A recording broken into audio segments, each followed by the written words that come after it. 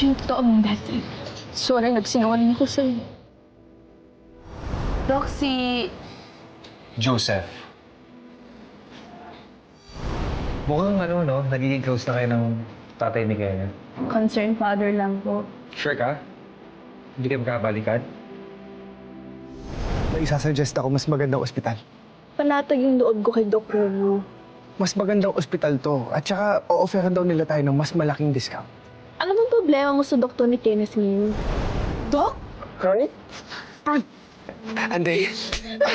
Umalis ka na kumain ka kayong dalawa! Andrea, please! Anday!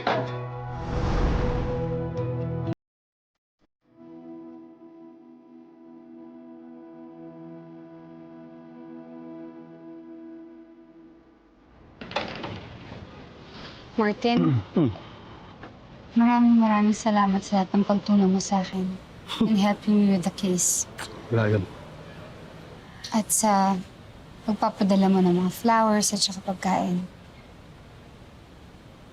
But please, Martin, tigilan mo na.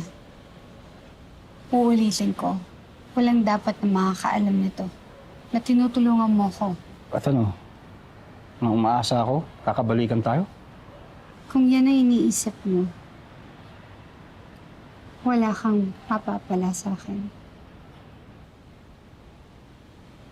Honestly, Via, wala naman talagang ini-expect sa'yo. Nandito lang ako dahil alam kong inosente ka. I guess, paraan ko na rin para bumawi sa'yo. Patunayan sa'yo na mahal pa rin kita. Martin, yung nangyari sa atin, matagal na yun, tapos na yun. Sana klaro sa'yo yun. Now, if you insist, I suggest that you leave me. Leave me now.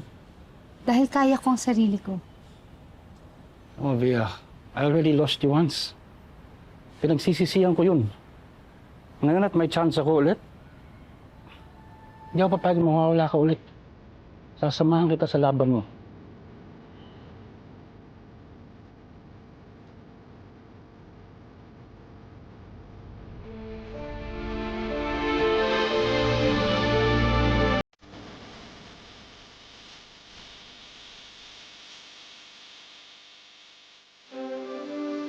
Cool.